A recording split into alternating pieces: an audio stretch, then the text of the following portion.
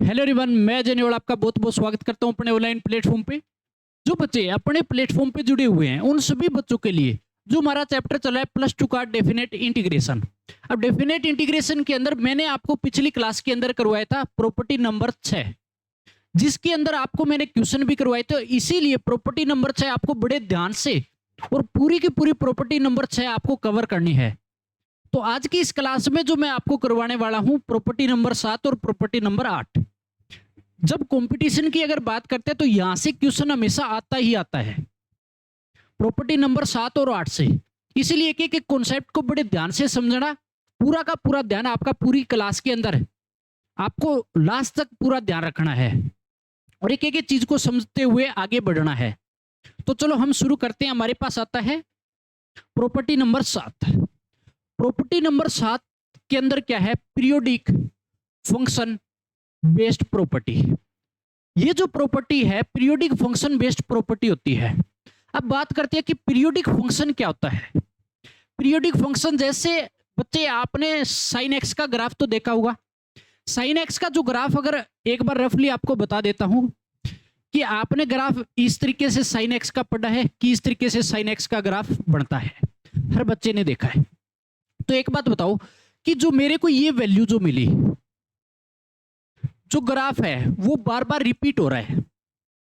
कहने का मतलब इस साइड पे जो वैल्यू मिली मेरे को, दोबारा यहां पे इस साइड पे मेरे को वैल्यू मिल चुकी है, मिल गई ना। कहने का मतलब ये ग्राफ यहां पे 1 को टच करता है तो 1 को दोबारा यहां पे आके टच किया। तो कहने का मतलब 2 पाई पीरियड होता है साइन एक्स का और 2 पाई के बाद जो ग्राफ है वो बार बार सेम वैल्यू देता है। तो ये कहलाता है पीरियोडिक फंक्शन, सिंपल सी भाषा। तो बात करेंगे यहां पे हमारे पास क्या होगा। देखो भाई, if fx is a periodic function with period t। fx कोई पीरियोडिक फंक्शन होगा और उसका पीरियड क्या होगा? t। पीरियड को हमेशा किससे डिनोट करते हैं? t से डिनोट करते हैं। अब इसके अंदर सबसे पहला रूल आता है, अगर आपको इंटीग्रेशन करना है 0 से nt लिमिट दी है fx dx की, 0 से nt लिमिट दी है fx dx का इंटीग्रेशन करना है। तो इस केस में आप हमेशा क्या कर सकते हो, जो हमारे पास जो n है t के साथ जो मल्टीप्लाई है वो आगे उतार सकते हो मल्टीप्लाई में और 0 से t लिमिट बना सकते हो fx dx। तो हमेशा क्या होगा, ये जो वैल्यू देगा उतनी ही ये वैल्यू देगा। कहने का मतलब दोनों बराबर होगी हमेशा, सबसे पहला रूल। तो आप इस केस में जो n है वो आगे उतार दिया मैंने और 0 से t क्या बना दी? लिमिट बना दी। अब यहाँ पे जो n है ना वो हमेशा किसको बिलोंग करेगा? इंटीजर को। n belongs to integer. बात आ गई समझ में? तो पहले हमारे पास हो जाएगा रूल। अब इसका मैं आपको अच्छे से ग्राफ के अंदर भी बताऊंगा कि किस तरीके से ये प्रॉपर्टी बनती है। एक बार आप तीनों के तीनों रूल अच्छे से देख लीजिएगा। दूसरा रूल आता है कि a से a प्लस टी हमारे पास लिमिट है fx dx का इंटीग्रेशन करना है। तो अगर मेरे पास a और a प्लस टी लिमिट दे दी है, लोअर लिमिट a है, upper limit a plus T है, तो इस केस में आप लिमिट बना सकते हो 0 से t fx dx। कहने का मतलब जो हमारे पास a है वो हट जाएंगे, 0 से सिर्फ t रहेगा। क्या रहेगा? 0 से t लिमिट हो जाएगी और fx dx। कहने का मतलब ये जो बनेंगे इंडिपेंडेंट 2a। ठीक है, इसके अंदर क्या हो गया, ये हमारे पास जो बना है वो इंडिपेंडेंट 2a है, क्योंकि यहाँ पे a तो रहा ही नहीं है ही नहीं यहाँ पे a। तो बात आ गई समझ में? ये हमारे पास सेकंड रूल। अगला रूल देखो, रूल नंबर 3। nt से mt आपके पास लिमिट है, fx dx का इंटीग्रेशन करना है। क्या है? nt से mt। तो देखो t जो है वो दोनों में कॉमन वैल्यू मिलेगी मल्टीप्लाई m और n दोनों के साथ। तो आप इस केस में क्या कर सकते हो, जो मेरे पास आप ऊपर जो हमारे पास m है, m में से माइनस n कर दो। कहने का मतलब जो m ऊपर बैठा है उसमें से जो नीचे n है t के साथ मल्टीप्लाई m माइनस n है और लिमिट लगा दोगे इंटीग्रेशन 0 से t लिमिट लगाई fx dx हो जाएगा। बात आ गई सुने? तो कहने का मतलब देखो t तो दोनों में कॉमन मिलेगा, n और m दोनों के साथ मल्टीप्लाई है ना, तो क्या करोगे आप? m माइनस n कर दिया, इनटू के अंदर 0 से t लिमिट बन जाएगी। कितनी बन जाएगी? 0 से t लिमिट fx dx हो जाएगा। बात आ गई समझ? तो ये 3 रूल है और तीनों रूल से पूरे के पूरे क्वेश्चन सोल्व हो जाते हैं। अब इनका प्रूफ देख लीजिएगा, मैं आपको दो के प्रूफ बता देता हूं, फिर बच्चे को अच्छे से समझ में आ जाएगा, किसी प्रकार से तकलीफ नहीं होगी। देखो हमारे पास प्रूफ आता है पहले का, अगर आपको दिया जैसे कोई भी ग्राफ दे दिया, एक बार आप ग्राफ देख लीजिएगा, आपके पास ऐसे कोई ग्राफ बैठा है, यहां से चला मैं, ये जो ट्रायंगल बन रही है ऐसे, ये सेम बढ़ती जाएगी और लास्ट में मेरे पास ये चलती जाएगी और ये हमारे पास हो जाएगी। तो यहां से हम लगे 0 था, ये t, ये 2t, ये 3t, और ऐसे ही चलता जाएगा, यहां तक आ जाएगा nt। बात आ गई समझ? अब एक बात बताओ, जो मेरे पास ये ग्राफ बना है ना, इन सब की जो वैल्यू रहेगी, कहने का मतलब ये जो एरिया है, ये एरिया, ये सबका सेम है, तभी पीरियोडिक होगा। इस बात में ध्यान देना, अलग नहीं होगा, नहीं तो पीरियोडिक नहीं होगा। ये एरिया जैसे 0 से t का जितना एरिया है, उतना ही एरिया t से 2t है, उतना ही एरिया 2t से 3t है, और nt तक। बात आ गई समझ? तो एरिया जो है वो सेम है। आपसे क्या मांगा है, आपसे बोला कि आपको दिया इस केस में, पहले के अंदर क्या था कि 0 से nt fx dx, कहने का मतलब 0 से लेके nt तक का टोटल एरिया बताना था। तो क्यों ना एक बात बताओ, ये एरिया तो सेम है जो मेरे पास ट्रायंगल की फॉर्म में बैठा है, तो मैं क्यों ना इस जो इतना एरिया आएगा उसका n टाइम कर दूं। कहने का मतलब n टाइम कर दिया किसका, 0 से t का एरिया निकाल दो मैं, और fx है dx हो जाएगा। देख लीजिएगा, सिंपल सी चीजें, कोई मुश्किल है नहीं है। क्या किया कि इस सब एरिया का मैंने n टाइम कर दिया, क्या कर दिया मैंने, n टाइम कर दिया, और 0 से t का एरिया निकाल दूंगा fx dx, तो हमेशा दोनों आपस में क्या आएंगे, बराबर आएंगे, कभी भी चेंज नहीं मिलेगा। सबसे पहला जो हमारे पास प्रूफ है वो ये हो जाएगा पहले रूल का। अब दूसरे की बात करते हैं, दूसरे की। आपको दूसरे के अंदर ग्राफ दे दिया, जैसे आपको इस तरीके से ग्राफ बिठाया,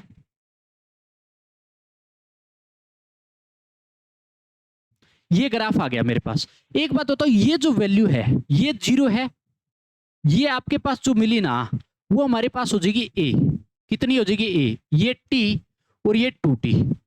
अब हमारे को जो लिमिट दूसरे के अंदर दी वो ये दी थी कि a से a प्लस टी, क्या दी थी, a से a plus T fx dx का इंटीग्रेशन करवा रहा था।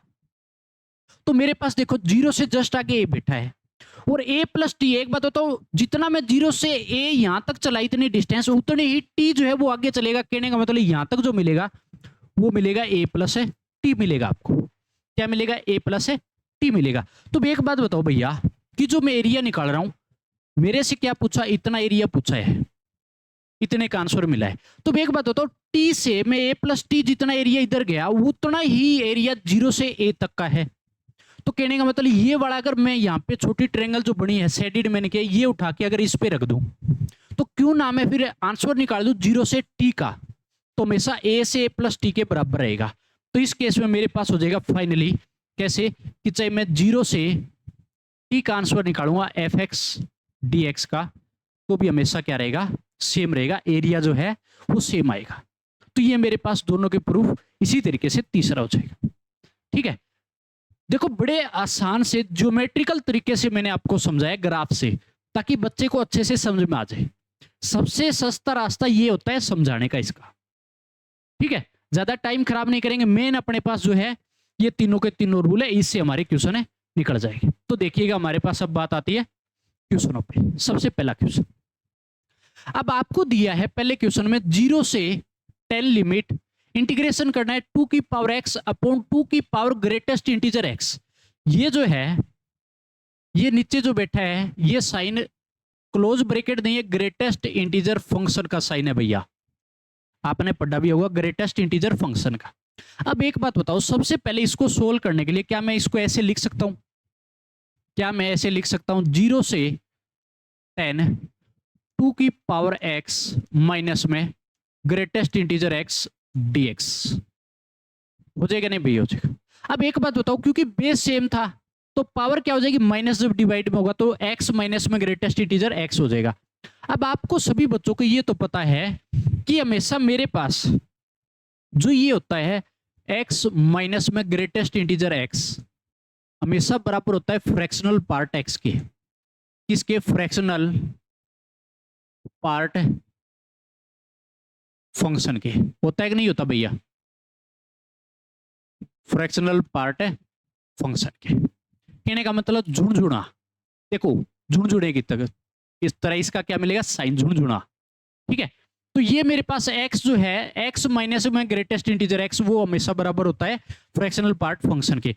और फ्रैक्शनल पार्ट फंक्शन का जो पीरियड होता है, जो पीरियड होता है, कहने का मतलब जो t वो हमेशा 1 होता है, मतलब पीरियोडिक फंक्शन है। ठीक है, तो इस केस में जब भी आप सोल्व करते हो, सोल्व करना सबसे बढ़िया रास्ता है, कोई मुश्किल चीज नहीं है। एक बात तो 10 के मल्टीप्लाई 1 तो है, 1 तो मिलेगा भैया। तो मेरे पास देखो 10 इंटीजर है तो मैं आगे उतार दिया, और मेरे पास 0 से कितनी हो जाएगी, लिमिट 1 हो जाएगी, 2 की पावर x।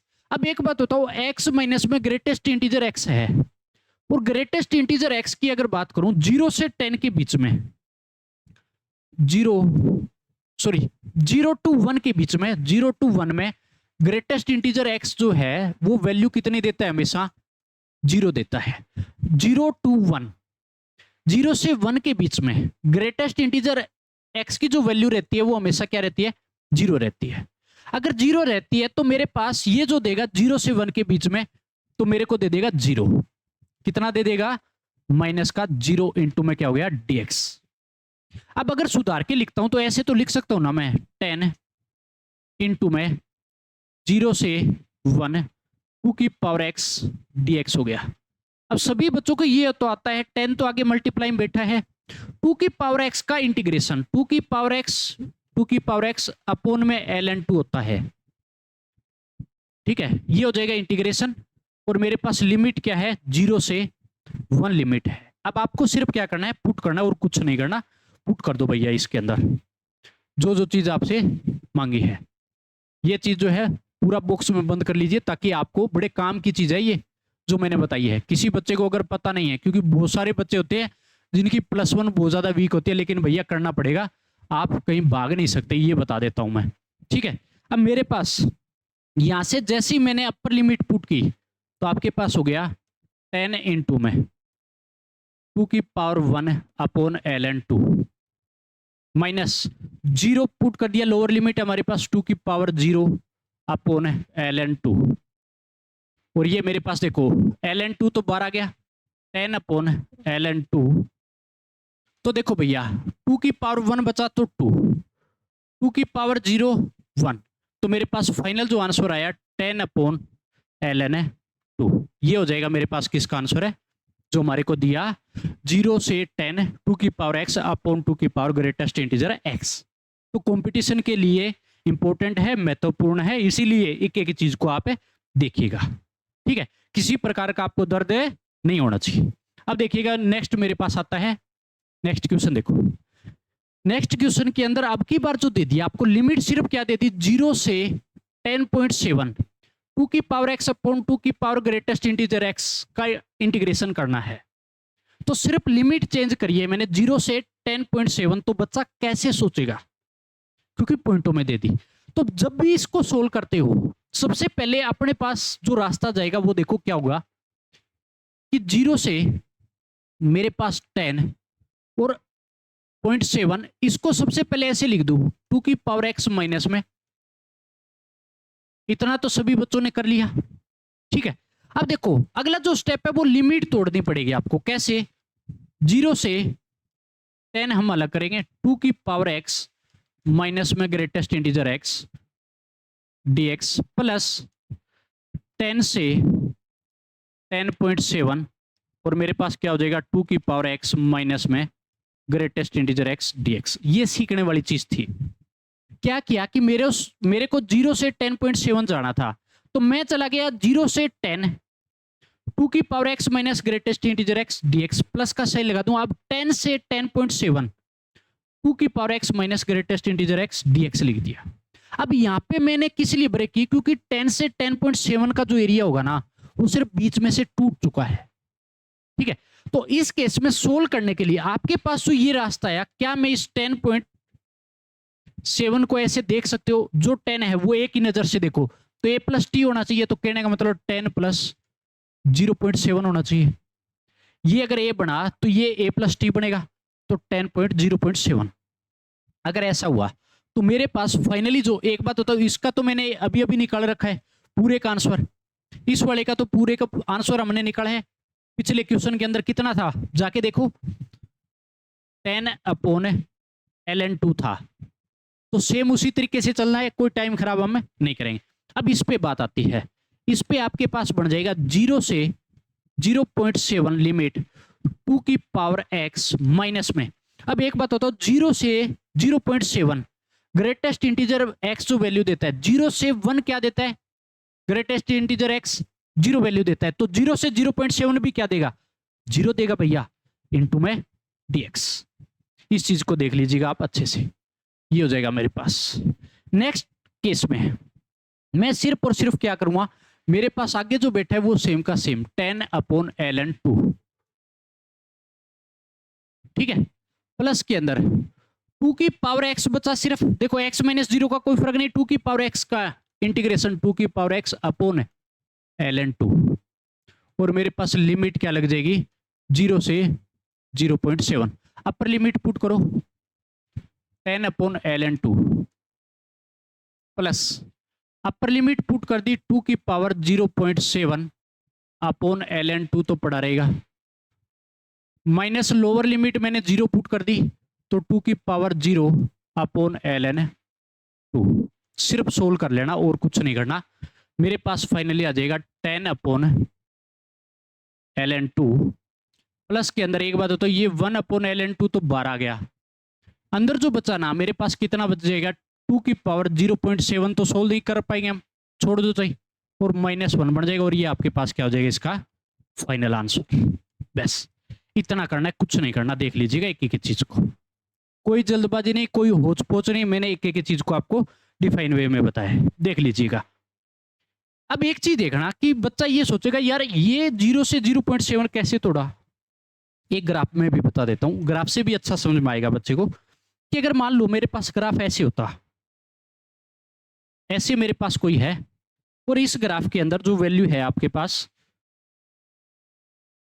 ये आपके पास 0 से 1 मान लो कोई वैल्यू है, इंटीजर की फॉर्म में जाना है, ऐसे चलता जाएगा, और आपके पास आगे जाके ये वैल्यू तो आएगी ना 10 से 11, ठीक है, 10 से 11 ये मिलेगा नहीं मिलेगा, सेम ट्रायंगल वाले में दिखा देता हूं ताकि बच्चा पजल नहीं होगा भैया, क्या नहीं होगा पजल, कि एक एक चीज को समझ सके, आसानी से एक ग्राफ में दिखा रहा हूं। अगर आपके पास इस केस में एक बात बताओ, आपसे जो पूछा है वो 10.7 तक पूछा है, कितना 10.7 तक, तो ये जो एरिया है एक बात बताओ यहां तक जो मिलेगा मेरे को 0.7 मिलेगा, 0 से 1 से पहले 0.7 मिलेगा, और 10 से 11 जाऊंगा तो 11 से पहले मेरे को 10.7, पीरियोडिक है तो ग्राफ से मिलेगा।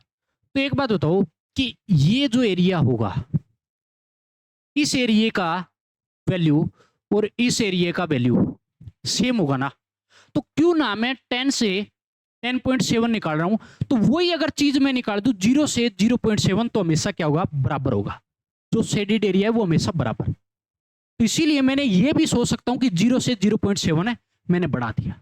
चाहे आप ऐसे कर लो कि a प्लस टी वाली फीलिंग लेके सोल्व कर सकते हो, तो दोनों रास्ते आपके लिए जैसे अच्छा लगे वो कर सकते हो, चाहे ग्राफ से कर लो चाहे ऐसे कर लो, ठीक है। तो ये जो चीज है मैंने इसके लिए की है भैया, इसके लिए की है, ठीक है, ये जो ग्राफ है वो इसके लिए बनाया है, इसलिए इस बात पे ध्यान देना, ठीक है, ऐसे भी कर सकते हो। आंसर आपके पास आ चुका है आपके सामने, सोल्व कर सकते हो दोनों चीज से। अब अगला मेरे पास आता है नेक्स्ट क्वेश्चन, बढ़िया क्वेश्चन है, देख लीजिएगा। आपको दिया क्वेश्चन के अंदर इंटीग्रेशन 0 से 41 डिवाइड बाई 2, फंक्शन दिया e की पावर 2x अपॉन e की पावर 2x का ग्रेटेस्ट इंटीजर फंक्शन dx, इसका इंटीग्रेशन करना है। तो सबसे पहले तो देखो भैया मैं तो एक बात जानता हूं कि n जो होता है वो क्या होता है हमेशा किस फॉर्म में, इंटीजर की फॉर्म में। तो क्या मैं इसको ऐसे लिख सकता हूं, देखना कि मेरे पास 0 से 40 इंटू में 1/2 भी जो n है वो हमेशा इंटीजर की फॉर्म दिखेगा, और मेरे पास ये बन जाएगा e की पावर 2x माइनस में ग्रेटेस्ट इंटीजर 2x और dx भी बेस सेम है, तो मेरे पास पावर क्या हो जाती है माइनस, तो ये ग्रेटेस्ट इंटीजर फंक्शन का साइन है, भी आपको मेंशन करेगा जब भी आप एग्जाम दोगे तो। अब ये हो जाएगा। अब इस केस में मेरे पास देखो 41 तो मैंने आगे उतार दिया, 41 तो मैंने आगे उतार दिया भैया। अगर 41 को आगे उतारा इनटू में 0 से कितना बचा मेरे पास 1/2 बचेगा e की पावर 2x। अब एक बात बताओ कि 0 से 1/2 ये जो ग्रेटेस्ट इंटीजर है वैल्यू कितनी देगा, ये चीज देखिएगा। अगर मान लो 0 से 1/2 के बीच में कोई भी वैल्यू आप पुट करके देख लीजिए, 0 से 1/2 के बीच में मान लो मैंने ग्रेटेस्ट इंटीजर में 2 इंटू में x की वैल्यू रखी 0 से 1/2 1/3 रख दूं तो 0 से 1/2 के बीच मिलेगी, बीच की वैल्यू पुट कर दो, या फिर सबसे सस्ता रास्ता है लोअर लिमिट पुट कर लो हमेशा इस इंटीजर में, तो आपको वैल्यू दे देगा। अब एक बात तो जब भी पुट किया तो मेरे पास 2/3 कहने का मतलब 0.6 और अप्रोक्सीमेट देगा, तो 0.6 का ग्रेटेस्ट इंटीजर हमेशा क्या देगा 0 देगा, क्या देगा 0 वैल्यू देगा, तो ये मेरे पास ग्रेटेस्ट इंटीजर है, फंक्शन का साइन है तो 0 देगा। तो इस केस में भी मेरे पास कितना बन जाएगा भैया, ये वाली जो वैल्यू 0 से 1/2 कितना मिलेगा 0 इंटू dx। अब सीधा सीधा क्या करेंगे, अब इसका इंटीग्रेशन कर दो, कुछ नहीं करना आप लोगों को। 41 इंटू में मेरे पास हो जाएगा, अगर मैं इंटीग्रेशन करता हूं e की पावर x का e की पावर x सेम होता है, मतलब 2x है तो 2x बिठाएंगे, और 2x का डेरिवेटिव डिवाइड में लगाते हैं 2, और मेरे पास लिमिट क्या है 0 से 1/2। अब सिर्फ और सिर्फ पुट करनी है भैया, क्या करनी है आपको पुट करनी है। पुट अगर मैं करता हूं तो मेरे पास फाइनली देखो क्या मिलेगा, अगर मैंने 1/2 पुट कर दिया, 1/2 पुट किया इसके अंदर तो 41 तो ठीक है, इनटू के अंदर ये 2 कॉन्स्टेंट है, इसको भी बाहर फेंक दो, क्यों साथ में लेके चल रहे हैं भैया, 41 डिवाइड बाई 2 ब्रैकेट में आपके पास 1/2 भेजा, e की पावर 2 इंटू में 1/2 माइनस का साइन लगाते हैं, 0 भेजेंगे e की पावर 0 बन जाएगा, क्यों ज्यादा मेहनत कर रहे हो, ये 2 से 2 भी कटा, फाइनली मेरे पास 41 डिवाइड बाई 2 और मेरे पास e माइनस में क्या बढ़ जाएगा 1, और ये मेरे पास क्या गया फाइनल है आंसर। ठीक है, देख लीजिएगा एक एक चीज को, एक एक कॉन्सेप्ट को कि कैसे किया है, कोई मुश्किल नहीं है मेरे ख्याल से, कोई मुश्किल है नहीं है, ऐसे आप कर सकते हो। ठीक है, अब मेरे पास नेक्स्ट भी देख लीजिएगा। नेक्स्ट क्वेश्चन बहुत अच्छा क्वेश्चन आया है, बहुत अच्छा, और ये आपको बता देता हूं, आपके कानों तक आवाज जानी चाहिए कि ये जो है आईआईटी में आया हुआ प्रीवियस ईयर क्वेश्चन है। बात आ गई समझ में, आईआईटी का प्रीवियस ईयर क्वेश्चन है, तो बच्चा थोड़ा अब अलर्ट होके चेतावनी के साथ देखेगा बड़े ध्यान से। आपको दिया है i इक्वल टू इंटीग्रेशन करना है 0 से n pi plus v, limit है मोड कोस एक्स dx का, v जो है वो दिया है आपको पाई/2 से पाई, मतलब सेकंड क्वाड्रेंट में बैठा है, v की वैल्यू n बिलोंग कर रहा है नेचुरल नंबर को, तो कैसे करेंगे। आपको सबसे बढ़िया और सबसे सस्ते रास्ते से करवाता हूं, देख लीजिएगा एक एक चीज को बड़े ध्यान से देखना है कि अगर इस केस में अगर मैं ऐसे करूं 0 से n पाई प्लस वी है, तो इसको मैं ऐसे ब्रेक कर सकता हूं भैया 0 से n पाई, और मेरे पास मोड कोस एक्स dx बैठा है, प्लस के अंदर n पाई से मैं जा सकता हूं n पाई प्लस वी तक जा सकता हूं, और मेरे पास फंक्शन क्या है मोड कोस एक्स dx जा सकता हूं ना। क्या लिमिट तोड़ी है मैंने, पहला काम 0 से n पाई गया, n पाई से n पाई प्लस वी तो जा सकते हैं, तो कहने का मतलब इंटीग्रेशन कहां से कहां 0 से n पाई प्लस वी तक हो गया, और बीच में आता है n पाई दोनों के। इतना होने के बाद अब इस केस में एक चीज और देखो, ये जो मेरे पास बनेगा, ये जो n है वो आगे उतार सकता हूं ना, क्योंकि पीरियोडिक फंक्शन है, mod cos x periodic function है।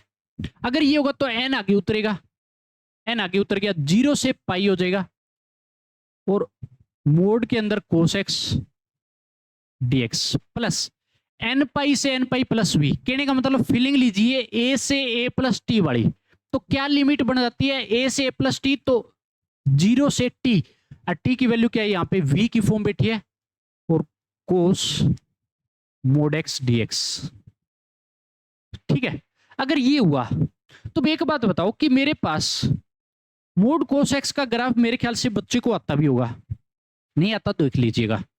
अगर आपके पास मोडलस का अगर है मोड कोस एक्स का ग्राफ 0 से पाई का बना देता हूं, तो 0 से पाई जब भी ग्राफ देखोगे तो आपके पास ऐसा मिलेगा।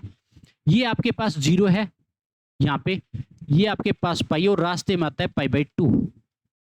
आता है कि नहीं आता? ये किसका ग्राफ है? मोड कोस एक्स का ग्राफ ऑफ, लिख लेना ये चीज, ग्राफ ऑफ इसका मोड कोस एक्स का।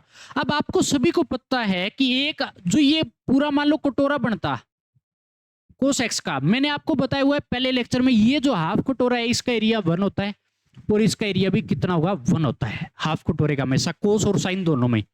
अगर ये 0 से पाई बाई 2 हमेशा 1 देता है, कितना देता है? वैल्यू 1 देता है। पाई बाई 2 से पाई भी हमेशा क्या देगा? 1। तो एक बात बताओ, 0 से पाई की टोटल अगर वैल्यू बात करता हूं तो 1 और 1 क्या हो गया? 2। कितना हो गया? 1 और 1 है 2 हो गया। तो मेरे को ये पूछा है कि 0 से पाई मोड कोस एक्स की वैल्यू पूछी है और एन आगे बैठा है, तो मेरे पास फाइनली ये तो हो गया भैया 16। आगे जो बैठा था वो तो मेरे पास 16 हो चुका है, वो कितना मिला? देखो एन तो बैठा था, ठीक है, 2 मेरे को दे देगा। 0 से पाई मोड कोस एक्स की वैल्यू कितनी है? 1 और 1 है 2, तो ये वाला तो हो गया 16। सबसे बढ़िया रास्ता कौन सा? ग्राफ वाला, ठीक है, प्लस के अंदर।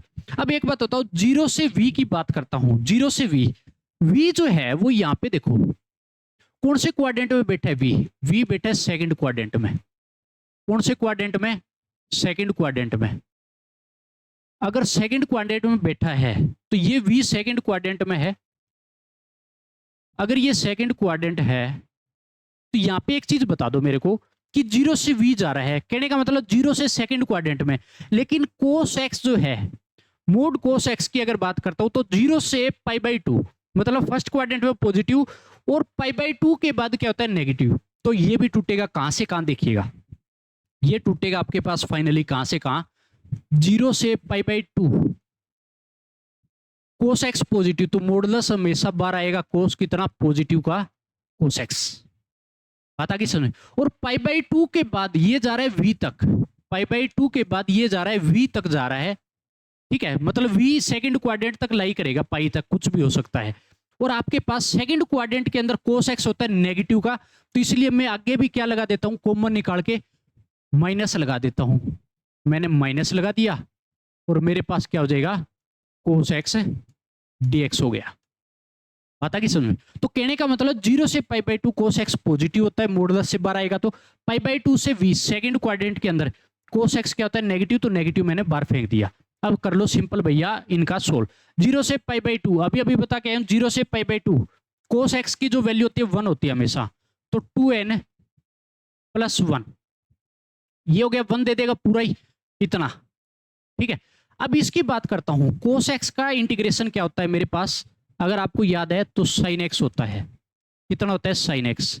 और मेरे पास लिमिट क्या है? पाई बाई 2 से v तक की ये लिमिट पुट करा रहा है, तो पुट कर दो अपर लिमिट, तो 2n plus 1, upper limit put की v, तो माइनस का था sine v, minus pi by 2 put किया लोअर लिमिट, तो साइन पाई बाई 2।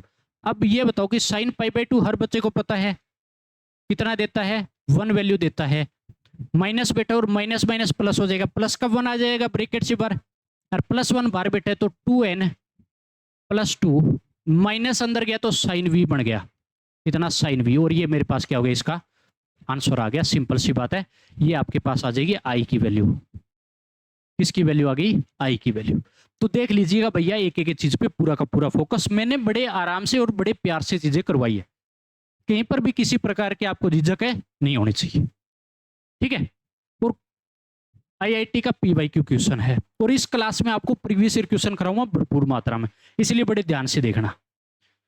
अब आती है नेक्स्ट प्रॉपर्टी, ये तो पीरियोडिक हमारी हो चुकी है, नेक्स्ट आती है नेक्स्ट प्रॉपर्टी के अंदर सारे प्रीवियस ईयर क्वेश्चन आपको कराऊंगा, सारे के सारे, इसीलिए एक एक चीज को बड़े ध्यान से देखना। और बड़ी आसान प्रॉपर्टी है, सबसे सस्ती प्रॉपर्टी और नंबर देने वाली प्रॉपर्टी। देखिएगा आपको next property number 8, Newton Lebanese theorem. Property number 8 किस बेसिस है? Newton Lebanese theorem. अब इसके अंदर क्या होता है, सबसे पहले एक चीज बताओ, सिंपल सी बात पूछता हूं आपसे कि y इक्वल टू आपको दे दिया integration F x D X दे दिया।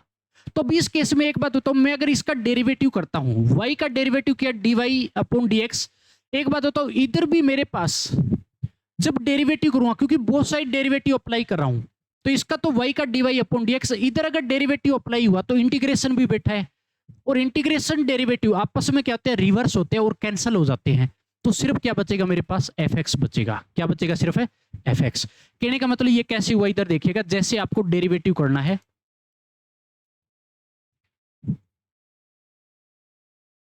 डेरिवेटिव करना है इंटीग्रेशन एफ एक्स डीएक्स का, तो ये आपस में क्या होता है, ये वाला और ये वाला कैंसिल हो जाता है, सिर्फ एफ एक्स बचता है जो कि यहां पे पड़ा है।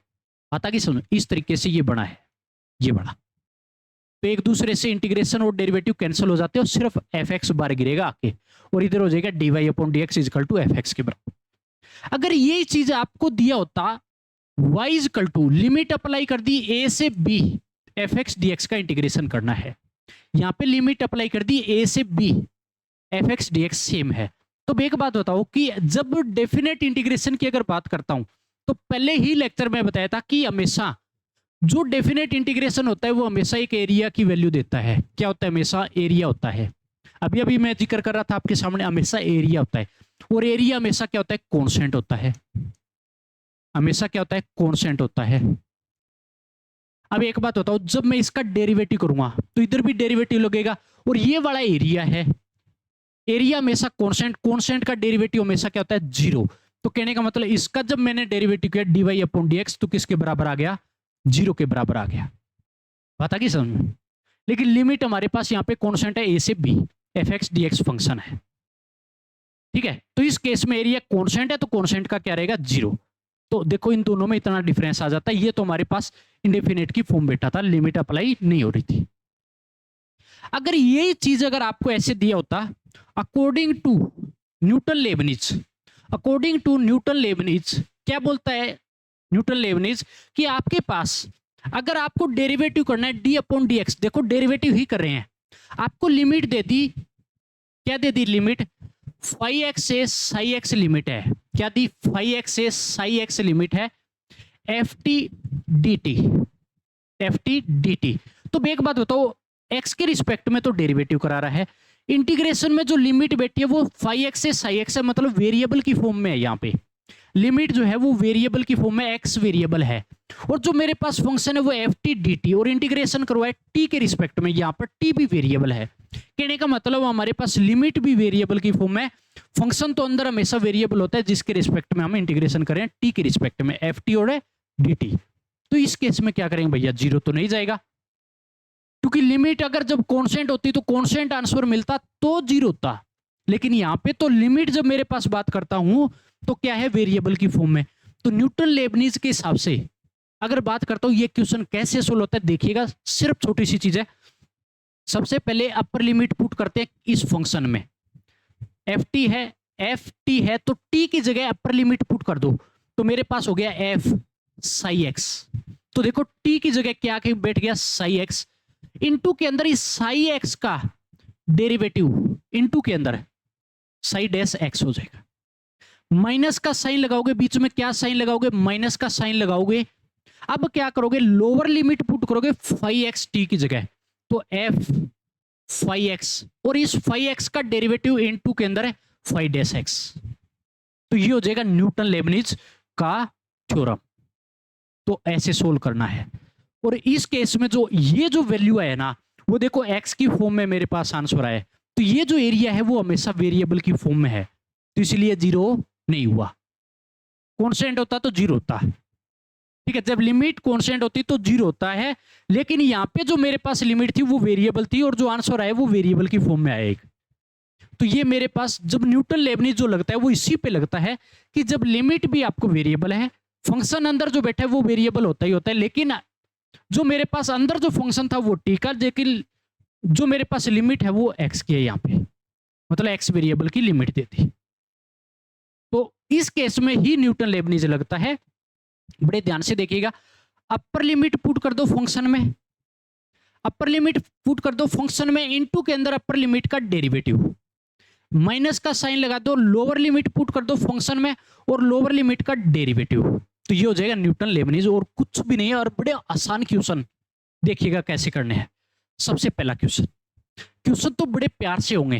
देखो आपको दिया है, पहला क्वेश्चन दे दिया y equal to X square से X cube limit log t dt then dy upon dx बोला है आपको, देन dy अपॉन dx। अब एक बात बताओ, लिमिट मेरे पास वेरिएबल है एक्स स्क्वायर से एक्स क्यूब, और log t अंदर जो फंक्शन है वो t के रिस्पेक्ट में क्या करवा रहा है, इंटीग्रेशन। तो कैसे करोगे, तो dy अपॉन dx निकालने के लिए मैंने अभी अभी बताया है, तो इस केस में dy अपॉन dx देखो कैसे निकला, बड़ा आसान सा। अपर लिमिट पुट कर दो t की जगह, तो मेरे पास हो जाएगा log t की जगह जाएगा, log t था तो log x क्यूब, और इस x क्यूब का डेरिवेटिव इनटू के अंदर है 3x स्क्वायर हो जाएगा, माइनस का साइन। लोअर लिमिट पुट कर दो x स्क्वायर log t में, log x स्क्वायर हो गया लोअर लिमिट, और x स्क्वायर का डेरिवेटिव 2x हो गया। बात आगे सुन, और ये मेरे पास आंसर हो गया, बस कुछ नहीं करना अब है। ये आपके पास dy अपॉन dx आ गया, ये क्या आ गया, dy अपॉन dx।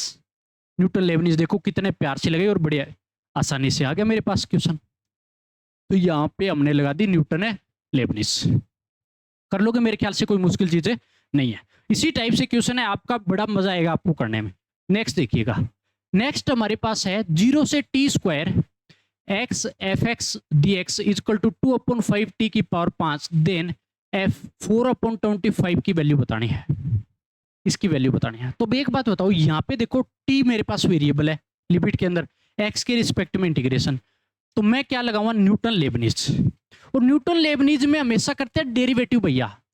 देखो d अपॉन dx कर रहे थे, डेरिवेटिव कर रहे हैं, जैसे पिछले क्वेश्चन में dy अपॉन dx, तो यहाँ पे तो लगाऊंगा मैं न्यूटन लेबनीज, क्योंकि जो मेरे पास लिमिट है वो वेरिएबल है और अंदर फंक्शन तो वेरिएबल की फॉर्म होता ही है, तो न्यूटन लेबनीज। अगर मैंने न्यूटन लेबनीज लगाई, अपर लिमिट पुट करूंगा तो मेरे पास हो गया टी स्क्वायर इंटू में एफ एक्स है तो एक्स की जगह टी स्क्वायर जाएगा, इंटू के अंदर, इंटू में क्या होगा आपके पास, इंटू में ये जो मेरे पास लिमिट है पर उसका डेरिवेटिव 2t हो जाएगा, माइनस। अब एक बात बताओ, जीरो जैसे ही पुट करूं एक्स की जगह तो पूरे कोई जीरो बना देगा, तो जीरो लगा दो भैया, क्यों मेहनत कर रहे हैं हम। और एक दूसरी बात बताता हूं, जब आपको चाहे अपर या लोअर में, जब आपके पास कॉन्स्टेंट की फॉर्म में अगर लिमिट दिया तो वो हमेशा जीरो लिख दो। कैसे कि अगर मान लो मेरे यहाँ पे और कुछ होता, जीरो की जगह 1 होता, तो जैसे ही 1 तो पुट कर दिया, लेकिन जब 1 का डेरिवेटिव बिठाते हैं साथ में तो 1 का डेरिवेटिव जीरो जाता भी, जो मेरे पास लिमिट होती है उसका डेरिवेटिव तो बिठाते हैं, जैसे टी स्क्वायर का यहाँ 2t डेरिवेटिव बिठाया तो 2t हो गया टी स्क्वायर का। तो जब कॉन्स्टेंट होता, अगर कॉन्स्टेंट होता तो कितना हो जाता, जीरो हो जाता, और पूरे फंक्शन को जीरो, तो सीधा जीरो लगा दो जब आपके पास कॉन्स्टेंट लिमिट है, चाहे अपर में हो चाहे लोअर में, ये हो जाएगा। ये तो इधर न्यूटन लेबनीज लग गया, लेकिन इधर तो सिंपल फंक्शन बेटा है, तो इधर मैं क्या लगाऊंगा, सिंपल डेरिवेटिव करेंगे। इधर मैं क्या लगाऊंगा, इस पे नॉर्मल डेरिवेटिव, नॉर्मल डेरिवेटिव करेंगे, क्योंकि बहुत साइड डेरिवेटिव तो करना पड़ेगा। अगर मैंने इधर डेरिवेटिव किया, न्यूटन लेबनीज एक डेरिवेटिव होता है, डेरिवेटिव तो करें, तो इधर भी तो डेरिवेटिव लगाना पड़ेगा, बराबर दोनों में तभी लगेगा ना, बराबर वैल्यू तभी होगी। तो इधर जब लगाऊंगा इक्वल में 2/5, तो मेरे पास कांस्टेंट है t की पावर 5 का 5t की पावर 4 हो जाएगा, 5 से 5 तो कट गया, मेरे पास इधर देखो कितना बचा फाइनली, इधर हो जाएगा मेरे पास, देख लो भैया कि आपके पास ये हो गया 2t क्यूब इंटू में f t square is equal to आपके पास बच गया 2t की पावर 4। अब एक चीज देखो, जो जो कट रहा है काटो फटाफट, 2 से 2 गया, t क्यूब था 4 पावर कटी, सिर्फ t की पावर 1 बचेगा, तो फाइनली आपके पास आ गया भैया ये f t square is equal to क्या बचा, सिर्फ t। अब एक बात हो, तो f टी स्क्वायर की जगह बिठा रखा है 4/25 और इजकल टू में पूछा है, तो अगर मैं इसके अंदर भेजता f 4/5, तो देखो टी स्क्वायर की जगह 4/25 बैठा है, तो इसको अगर स्क्वायर में लिखूं तो ऐसे लिख सकता हूं ना, f 2/5 का होल स्क्वायर, ठीक है, इजकल टू। एक बात बताओ, यहां पे मेरे पास टी स्क्वायर की फॉर्म बन गई ना, तो t की वैल्यू क्या बन गई 2/5 और मेरे को एफ टी स्क्वायर टी के बराबर है एफ 4/25 चाहिए, तो मेरे पास इधर भी कितना हो जाएगा 2/5 आ जाएगा। कहने का मतलब टी स्क्वायर है बार टी बैठा है, ये टी स्क्वायर की फॉर्म है, तो मेरे को बार टी चाहिए, तो मैं क्या करूंगा 2/5 बार रख दिया, तो ये मेरे पास क्या हो गया, इसका आंसर आ गया किसका, एफ 4/25 का। सिंपल सी बात। तो ये मेरे पास न्यूटन लेबनीज। जब आपके पास सिंपल वैल्यू हो तो सिंपल डेरिवेटिव करोगे, नॉर्मल डेरिवेटिव करोगे, कुछ नहीं करना और, ठीक है। तो ये हो जाएगा मेरे पास क्वेश्चन। और आपको बता देता हूं ये आईआईटी का प्रीवियस ईयर क्वेश्चन है, इस बात को ध्यान में रखिएगा। जितने क्वेश्चन अब आएंगे आईआईटी के आएंगे, ठीक है। अब नेक्स्ट देख लीजिएगा। नेक्स्ट देखो, ये भी आईआईटी का पहले लिख देता हूं ताकि बच्चा पूरा अलर्ट रहे और क्वेश्चन को बड़े ध्यान से समझे। क्या दिया है देख लीजिएगा। आपको दिया इफ इंटीग्रेशन करना है साइन एक्स से 1 लिमिट है t square f T D t is equal to 1 minus sine x, then f 1/√3 की वैल्यू बतानी है। तो कैसे करेंगे। अब एक बात तो साइन एक्स वेरिएबल है, ये टी अंदर इंटीग्रेशन करें टी के रिस्पेक्ट में, ये भी वेरिएबल है। तो मैं क्या करूंगा, इधर तो मैं लगाऊंगा न्यूटन लेबनीज, न्यूटन लेबनीज से डेरिवेटिव करूंगा। यहां पे जो करूंगा वो नॉर्मल डेरिवेटिव, क्या करूंगा मैं यहां पे नॉर्मल डेरिवेटिव। बात आ गई समझ में, क्योंकि बोथ साइड डेरिवेटिव तो मेरे को करना पड़ेगा। अगर मैं ऐसा करता हूं तो न्यूटन लेबनीज देखो क्या करते हैं, अपर लिमिट कांस्टेंट है तो कांस्टेंट अभी बता के जब कांस्टेंट है तो 0 पुट कर दो भैया, कुछ भी ना करो 0, क्योंकि जब 1 का डेरिवेटिव करूंगा मल्टीप्लाई में तो 0 होगा, कांस्टेंट है। अब लोअर लिमिट पुट करो तो साइन स्क्वायर एक्स हो गया, टी स्क्वायर बैठा है तो साइन एक्स पुट किया तो साइन स्क्वायर एक्स इनटू में एफ साइन एक्स। अब ये बताओ साइन एक्स का डेरिवेटिव इनटू में करते हैं और वो क्या होता है कोस एक्स। क्या होता है भैया, जो लोअर लिमिट है उसका डेरिवेटिव कितना हो जाएगा साइन एक्स का कोस एक्स।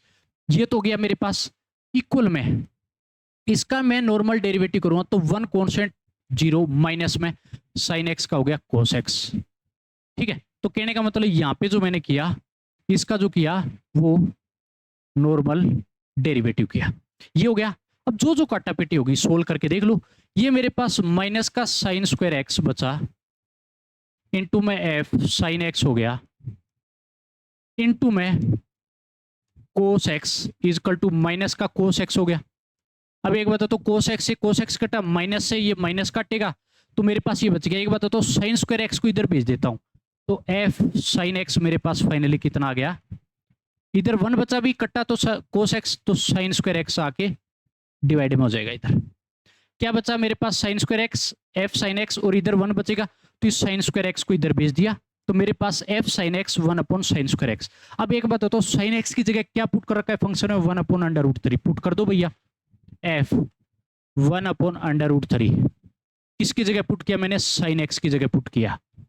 तो इधर भी साइन एक्स बैठा है तो इधर भी मेरे पास क्या है 1/1/√3 का होल स्क्वायर करूंगा, क्योंकि साइन एक्स की वैल्यू 1/√3 पुट किया तो इधर डिवाइड में साइन स्क्वायर एक्स है तो स्क्वायर कर दिया। 1/√3 का होल स्क्वायर करूंगा तो 1/3 और पलट के जाएगा जब डिवाइड के डिवाइड में है तो 3, और ये मेरे पास क्या गया आंसर। देख लीजिएगा कोई मुश्किल है, और ये आईआईटी का प्रीवियस ईयर क्वेश्चन है। बात आ गई समझ, ऐसे करना है, किसी प्रकार की आपको तकलीफ है नहीं माननी, ठीक है। ये मेरे पास नेक्स्ट क्वेश्चन कैसे करेंगे देखो, और ये भी बता देता हूं आईआईटी का पहले से ही ध्यान दे लेना इस बात, फिर कभी आप बाद में दर्द महसूस करो कि कैसे हुआ। आईआईटी का इसके अंदर दिया क्या है इस चीज पे ध्यान देना। आपको दिया है limit x tends to π/4, integration करना है 2 से second square X F T D T upon X square minus pi square upon 16। Limit भी लगा रखी है, इंटीग्रेशन भी करवा रहा है, और इंटीग्रेशन भी किस चीज का, 2 से सेकेंड स्क्वायर एक्स वेरिएबल की फॉर्म में एफ टी डी टी। तो एक चीज बताओ कि जब इस चीज के अंदर है, एक चीज जब बच्चे ने अगर लिमिट में पढ़ रखी है तो बड़े ध्यान से देखना, अगर मैं लिमिट पुट करके देखता हूं x की जगह, क्योंकि x पे लिमिट x टेंड्स टू π/4 किया, तो एक बात होता है सेकेंड स्क्वायर π/4, सेकेंड x होता है मेरे पास π/4 पे कितने वैल्यू देता है √2 स्क्वायर हुआ, तो कहने का मतलब कितने देगा 2। तो लिमिट क्या बनेगी 2 से 2 बन गई, एफ टी डी टी रहेगा क्योंकि x की लिमिट पुट करूंगा सिर्फ 2 से 2 लिमिट जब बन जाती है, अगर लिमिट सेम हो जाती है इंटीग्रेशन में तो आंसर 0 रहता है। आंसर कितना रहेगा 0, तो ऊपर देगा 0 जब मैं लिमिट पुट करूंगा। तो अगर मैंने ये लोअर में पुट किया, x की जगह π/4 पुट किया तो पाई स्क्वायर 16 बन गया, पाई स्क्वायर अपॉन 16 बन गया, इधर भी पाई स्क्वायर अपॉन 16 है, आपस में कैंसिल होगा प्लस माइनस का, तो 0/0 फॉर्म बन गया। और 0/0 फॉर्म में क्या लगाते हैं, l'Hopital रूल लगाते हैं। वो क्या होता है, ऊपर का डेरिवेटिव ऊपर और नीचे का डेरिवेटिव नीचे। l'Hopital रूल में क्या करते हैं, ऊपर का डेरिवेटिव ऊपर और नीचे का डेरिवेटिव नीचे। कैसे, ऊपर वाले का अगर डेरिवेटिव करूं तो न्यूटन लेबनीज लगेगा, न्यूटन लेबनीज लगा तो मेरे पास देखो क्या हो गया, न्यूटन लेबनीज लगाऊंगा तो मेरे पास देखो लिमिट तो सेम रहेगी, x टेंड्स टू π/4। ऊपर Newton Leibniz second square x put करूंगा फंक्शन में तो मेरे पास हो जाएगा f second square x, second square X T की जगह पुट किया। अब सीकेंड स्क्वायर एक्स का डेरिवेटिव, अपर लिमिट का डेरिवेटिव करते हैं तो पहले तो पावर का होगा 2 आगे आएगा, सीकेंड एक्स हो गया। अब सीकेंड एक्स का जो डेरिवेटिव मिलेगा वो मेरे को मिलेगा सीकेंड एक्स, क्या मिलेगा, सीकेंड एक्स इंटू में 10x मिलेगा। किसका डेरिवेटिव किया कि सबसे पहले अपर लिमिट पुट कर दी फंक्शन में टी की जगह f सीकेंड स्क्वायर एक्स। अब इस सीकेंड स्क्वायर एक्स का डेरिवेटिव तो पहले पावर का होगा 2 आ गया, सीकेंड एक्स हो गया। अब सीकेंड एक्स का डेरिवेटिव कितना, सीकेंड एक्स इंटू में 10x। अब लोअर लिमिट कॉन्स्टेंट है, कॉन्स्टेंट पुट करूंगा तो मैंने क्या बोला, हमेशा क्या रख दो 0, हमेशा क्या रख दो 0, क्योंकि जब डेरिवेटिव करूंगा 2 का तो 0 रहेगा, तो मेहनत करने की जरूरत नहीं है अपने को बेकार की। अब नीचे वाले पे देखो, नीचे डेरिवेटिव हमेशा नीचे सिंपल करते हैं तो एक्स स्क्वायर का कितना हो जाएगा 2x और माइनस क्या बेटा है 0। अब सिर्फ लिमिट पुट कर दो, कुछ नहीं करना, जहां जहां मेरे पास x है तो लिमिट पुट कर दी मेरे पास f, यहां सीकेंड स्क्वायर π/4 पुट करूंगा तो एक बात हो तो √2 का होल स्क्वायर कर दूं, ठीक है, π/4 पुट कर दिया, साथ के साथ टाइम खराब नहीं करेंगे। 2 सीकेंड स्क्वायर एक बात हो तो x हो गया, तो क्यों ना मैं √2 का होल स्क्वायर कर दूं, 2 तो मेरे पास आगे बैठा ही है। ये मेरे पास कितना हो गया 10x में π/4 जाएगा तो मेरे पास 1 मिलेगा, कितना मिलेगा 1, और -0 का कोई फर्क नहीं पड़ना, अपोन में 2 इंटू में π/, कितना हो जाएगा 4, जहां जहां x था वहां वहां π/4। एक बात होता है, इस 2 से ये 2 तो कटा, π/4 है पलट के जाएगा डिवाइड के डिवाइड में, तो मेरे पास हो जाएगा ये बन गया f2 स्क्वायर कटेगा तो ये मेरे पास 2 इंटू में 4 भी ऊपर जाएगा और नीचे आ जाएगा कितना पाई। तो एक बात होता है, ये हो गया 8 इंटू में f2 अपोन क्या है भैया पाई, और ये मेरे पास क्या हो गया, इसका फाइनल है आंसर हो गया। देख लीजिएगा कोई मुश्किल चीज नहीं है। देखो मैं चीज को आपको कराने में नहीं कतरा है क्योंकि IIT का था, बच्चे के लिए इंपॉर्टेंट है, बच्चे का फायदा देखना होता है। लिमिट थी, न्यूटन लेबनीज भी लगाया, और मेरे पास l'Hopital रूल जो अगर जिस बच्चे को पता है अच्छे से तो वो आपको लगाने लगाने, नहीं तो अपने प्लेटफॉर्म पे वो चीज भी पड़ी, आप जाके देख सकते हो। लिमिट के अंदर ऊपर का डेरिवेटिव ऊपर और नीचे का नीचे, जिस बच्चे को पता नहीं है इतना मैंने बता दिया है, तो ये मेरे पास हो जाएगा क्वेश्चन, और ये हमारा पूरा का पूरा चैप्टर डेफिनेट का कंप्लीट हो चुका है। इसलिए सभी बच्चों को बड़ी अच्छे से मेहनत करनी है। फिर भी अगर किसी प्रकार का डाउट है तो आप बताइएगा, मैंने कंपटीशन का कराया, आपको हर चीज हर लेवल का चीज करवाई है मैंने। तो इसीलिए अगर अपने क्लास की PDF अगर चाहिए तो आप अपनी एप्लीकेशन से डाउनलोड कर लेना पूरी की पूरी, और वहां से एक एक चीज को देख लेना, जो जो मैंने करवाया वो आपको सारा मिल जाएगा। तो आज डेफिनेट इंटीग्रेशन करने के बाद बच्चे को बड़ी राहत मिली, क्योंकि इंटीग्रेशन बड़ा लंबा चला है, लेकिन मैंने चीज नहीं छुटाई, आपको एक एक चीज करवाई है ताकि बच्चा जेई मेन जेई एडवांस तक फाइट मार सके अच्छे से, किसी प्रकार की दिक्कत ना हो। तो इसलिए पूरी की पूरी आपको प्रैक्टिस लगानी है। प्रैक्टिस शीट भी अपने प्लेटफॉर्म पे जल्दी अवेलेबल हो जाएगी, जो आपको बार बार क्वेश्चनों की प्रैक्टिस लगाने पूरी की पूरी चीज मिलेगी। इसलिए जुड़े रहिए और एक एक चीज को आपको करना है। नेक्स्ट जो हम चैप्टर शुरू करेंगे इसके बाद आपका एरिया अंडर कर्व आएगा, हर बच्चे को जुड़ना है, छोटा चैप्टर इंपॉर्टेंट है, हर बार क्वेश्चन आता ही आता है एरिया अंडर कर्व से। तो मिलते हैं नेक्स्ट क्लास में, इतने तक पढ़ते रहिए और मजे करते रहिए।